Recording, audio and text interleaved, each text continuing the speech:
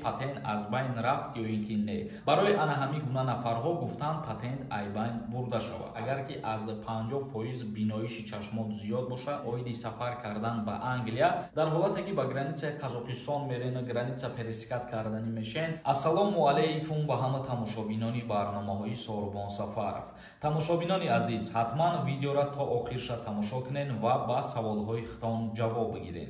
اولا اویدی کنکورسی که در کانال ما رفته سای کم ترک گپ میزنم. نفرهایی که تماشا کرده سن امروز برای شما یک اکسیای زور میکنم، شانس از دست ندین. خودتان میدونین که من رد که اکسیا میکنم، ولی اکسیاهای میکنم که به نهایت به فایده شما بسیار میباشند. امروز به 1500 روبل 25 دانه بلیتون میدیم. فرصت از دست ندین. نمره واتساپی که در روی اکران دیده سن، در همین نمره واتساپ کارت سبربانک هم هست. در همین کارت سومتون میپرتوین و چکتون در همین واتساپ روی میکنین. کارت به نام مونیس میبروید. کنکورسی ما همگی 68 دانه پریز داره.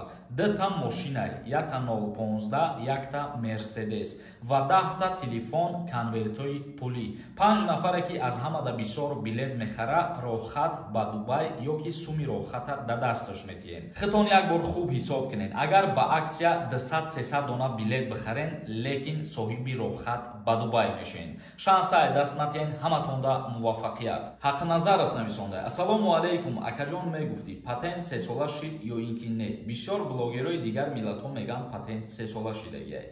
در این موضوع بسیاری بعد سوال پیشنهاد کرده سن، ولی ما یک ویدیو کرده همش فهمونده بودم. برای پاتنت 3 ساله شدن یا برای پاتنت از بین رفتن حاضرش در قانون به امضا رسیدگی نیست. مثال میگیریم، اگر وقتی که دومای دولتی فدراسیون روسیه همین چیزا پیشنهاد میکنه، این قانون باید از جانب پرزیدنت به امضا برسه که بعدا پاتنت 3 ساله میشود یا اینکه نه. یا باز بسیاری نفرها سوال میتونن که پاتنت از بین رفت یا اینکه نه. در فدراسیون روسیه پیشنهاد کردند که پاتنت برای رانندگان از بین برده شود. یعنی رانندگانی که با فورا و با دولند کار و فعالیت میکنند. مثال موادهای غذایی به دیگر دولت ها میبرند یا که از دیگر دولت ها به فدراسیون روسیه داخل میکنند. برای آن همین گونه نفرها گفتند پاتنت ای بین برده شود. نیازف نویسنده. السلام علیکم. اکا پاتنتم запрет شده. تا 1 دکبر بعد 3 ماه граница میتونم رفته بیام. میگراسیونی کارتم работает. یعنی که پاتنتیت انولیر شدگی باشه، اگر بعد 3 ماه بله میتونی که گرانیسا برای و باز وارد فدراسیون روسیه بشه. عین حال برای میشود. ایرج میرزایف نویسنده. هزار رحمت اکاجان، خیلی مینتدارم. رحمت که در سوالم جواب دادین. خدا نگهبانتون باشد. همه شما هم خداوند نگهبان باشد. هزار رحمت کلام برای سخنهای خوبتون. دمیر نویسنده. السلام علیکم. اکای سوربان، من سال 2005 در روسیه هستم.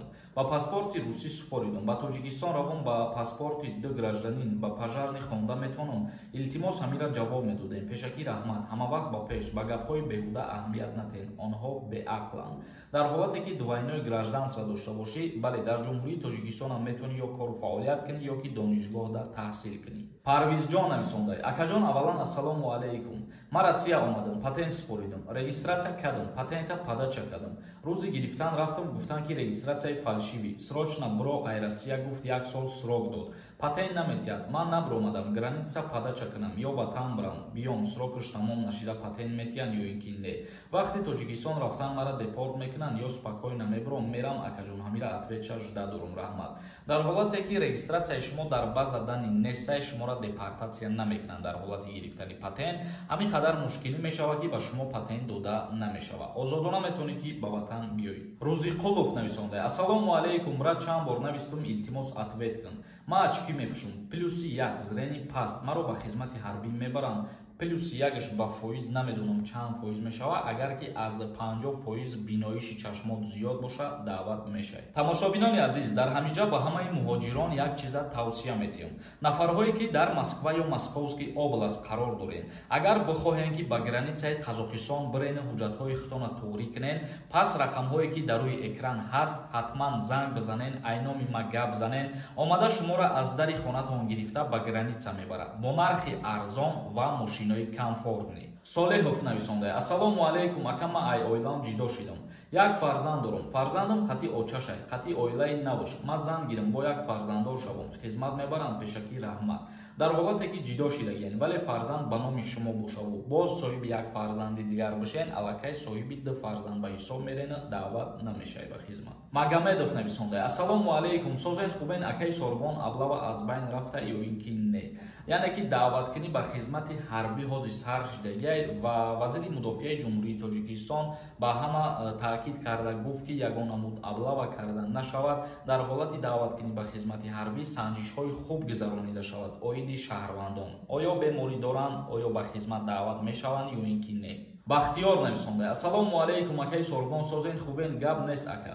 як савол дорам. Патент московский боша, мешавад дар дигар област регистратсия карда? Шумо дар ҳар куҷое ки кору фаъолият мекунед, дар ҳар куҷое ки зиндагонӣ кардесен, регистратсияи шумо ва патенти шумо бояд ки аз ҳамуҷа боша. яъне ки патентите аз московский област боша, агар регистратсияи трам бояд ай ҳамуҷа гирифта шуда бошад. Кулоб нависонда: бовар кун ай ҳами хабарота дар бораи конкурсат бисёр гап мезанӣ. яъне ки дар видеоҳо ман ахбороти нав мерасонам, ба саволҳои шумо ҷавоб мегардонам ва 30-40 секунд оиди рекламаҳои худам гап мезанам. фикр мекунам ки ягон ҷой ҳеҷ кам намешавад ва боварӣ дорам нафарое ҳастанд ки фикри пешравии моро карда бо сухани моро қабул мекунанд, дастгиримон мекунанд. Дилшод Эмомов нависонда: акай сорбон, ман барои анкета пур кардан дар номерое ки шумо монда буден, ягон ҷавобмон наметиҳад.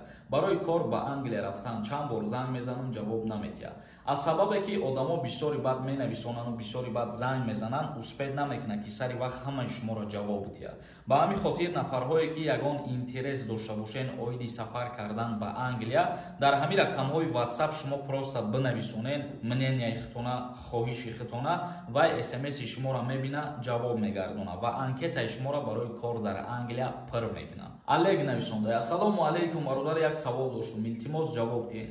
8 моҳ мешавад дар Москва бе документам, агар ба границаи Қазоқистон гузарам, бо дохили Москва шавам, 4 ё 5 рӯз истода ба Тоҷикистон равам, ягон проблема мешавад ё не? ҷавоб медодем. дар ҳолате ки ба границаи Қазоқистон мерен, граница пересекат карданӣ мешен, агар ки рейд набошаву шуморо пурсон нашаванд, ҳуҷҷатҳои шумо 8 моҳ дар куҷо буд, не, ягон проблема намешавад. як каси дигар нависонда: ассалому алайкум ака, гуфтестан 27 солара хизмат бурдестан, ҳамин саволlar ҷавоб медодем. яъне қонунгузории ҷумҳурии Тоҷикистон дар бораи хизмати ҳарбӣ ва уҳдадориҳои ҳарбӣ синни соли даъватшавӣ ба хизмата аз 18 то 27 муқаррар кардагиай. агар ки 27 сола шудӣ, аллакай озод ҳастӣ. Қурбонова нависондай: ака, ман через суд запрет дорам, илтимос ёрдам диҳед. через суд запрет доштагӣ бошед, агар ки асос дошта боша запрети шумо, барои кушода кардан ягон роҳ нестад. вале агар ба ягон мақсад хатогӣ ва беасос запрет кардагӣ бошанд, ба воситаи адвокат метавонед ки кушода кунед. Сафаров Ҳумайнӣ нависондай: ака, выдворени срок аз чанд то чанд мешавад? Выдворения аз 3 моҳа то 5 солара дар бар мегирад. Кишвар нависондай: дар куҷо тоза регистратсия кунем? оиди регистратсияи оригинал кардан ҳозир ма ягон каса ба шумо тавсия додан наметавонам, чунки хитон медонед, як ҳафта ё ки як моҳ дар ба задани мемонанд, баъд удалил мекунанд, проблематон мешавад. ба ҳамин хотир ман ҳеҷ каса реклама накардастам. Саидов нависонда: ассалому алайкум ака, илтимос ҷавоб диҳ. ман 2 сентябри 1996 дар призифи тирамоҳӣ мебаранам, илтимос ҷавоб бидед. яъне ки 2 сентябр худат 27 сола мешавад, аллакай аз даъват ба хизмат озод ҳастӣ.